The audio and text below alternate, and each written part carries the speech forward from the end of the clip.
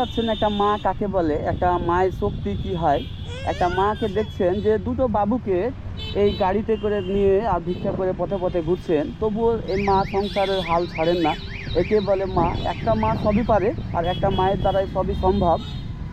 তো দিদি, এর আগে কতদিন আপনি এভাবে নিয়ে ঘুরছেন, কতদিন ধরে? মোটামুটি 5-7-10 বছর বিয়ে হওয়া হলো আমার। হ্যাঁ, 5-7 বছর থেকে এগুলা পড়ছি। এই 10 বছর ধরে এই বাবুরাকে আপনি এভাবেই নিয়ে ঘুরছেন, তাই তো? 10 বছর না, বিয়ের 2 বছর পর থেকে পড়ছি এরকম ভাবে। আচ্ছা, তো এভাবে আর কতদিন চলবেন? আপনার তো এভাবে তো আপনার যা ইনকাম তাতে তো এদের হবে না। কি করি, কষ্ট এরকম। ইচ্ছা করে না আপনার যে বাবুরাকে এই যে নতুন কিছু নিয়ে দেবো, নতুন কিছু জামা কাপড় পরাবো? ইচ্ছে তো হয়েছে, ইচ্ছে হয়েছে তো। ক্ষমতায় যদি পারি ইনকামে তো পড়াবো। ওর আব্বা কি কিছু ইনকাম করতে পারে না? গঙ্গা পাগলা খাপা, নিধান পাগলা, এ অশান্তি জ্বালা খুবই করতে হয় ওটা। তো আপনার তাহলে ঈদটা আর আপনি করতে পারছেন না ভালোভাবে? জ্বালাবো কি করবো? তো আপনার কি প্রয়োজন এখন এই মুহূর্তে? আমার এখন প্রয়োজন আপনার কাছে, তো শরমে আমি কিছু সাহায্য চাইছি না, তবে আমি কি যে হালকা যেতে কামাই করব, চালাবো, আর কি সুখ লিব। হ্যাঁ, কিন্তু এখন আপনার মানে ঈদের যে সময়, এখন এই মুহূর্তে আপনার কি প্রয়োজন? কি প্রয়োজন হবে? টাকা পয়সার কিছু দরকার আছে।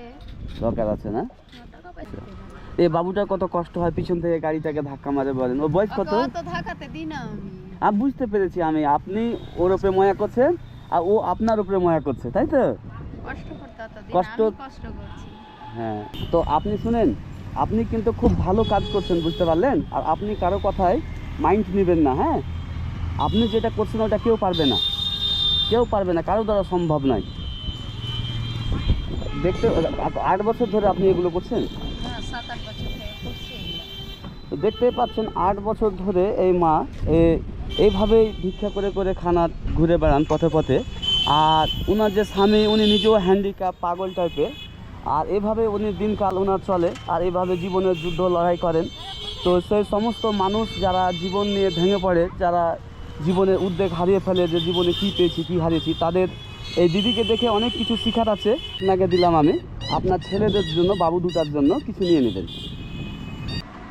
আমার যদি সামর্থ্য থাকতো আমি আরও বেশি দিতাম। আমার উদ্দেশ্য হচ্ছে আপনাদের দুঃখকে তুলে ধরা, আপনাদের মতো মানুষকে।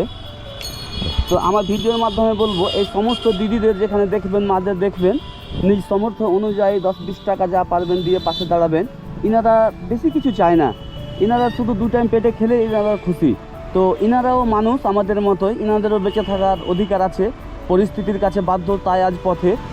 তো পরিস্থিতি আর সময় যে কোনো মুহূর্তে পরিবর্তন হতে পারে। মুহূর্ত পরিস্থিতি কাউকে বলে পরিবর্তন হয় না, তাই সবই মহান আল্লাহর হুকুম।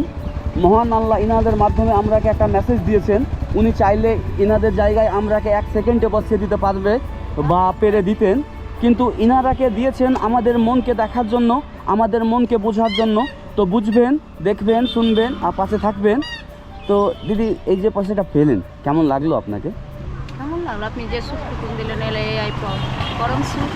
হ্যাঁ, উপরওয়ালার কাছে এটা পরম সুখ। আপনি যে সুখটুকু দিলেন আপনি আমাকে, এই সুখ ভুলতে পারা যাবে? খুশি হলেন? খুশি হব না মানে? কত দোয়া দিব আমি, হ্যাঁ, কত দোয়া দিব, খুশি হলাম মানে খুশি হব না? অনেক খুশি হলেন না? দেখেন, আমার যদি সেই মতো থাকতো আমি আপনাকে আরও অনেক দিতাম দিদি। আপনার ক্ষমতায় যেটুকু, এদিকে দেখুন। এখন এরাকে মানুষ করতে পারি, এটাই সব। তো ঠিক আছে, অনেক বেশি বেশি দোয়া করব আপনার জন্য, আর আপনি আমার জন্য একটু দোয়া করবেন। হ্যাঁ, তো বাবু যাও, হ্যাঁ যাও, যাও যাও যাও।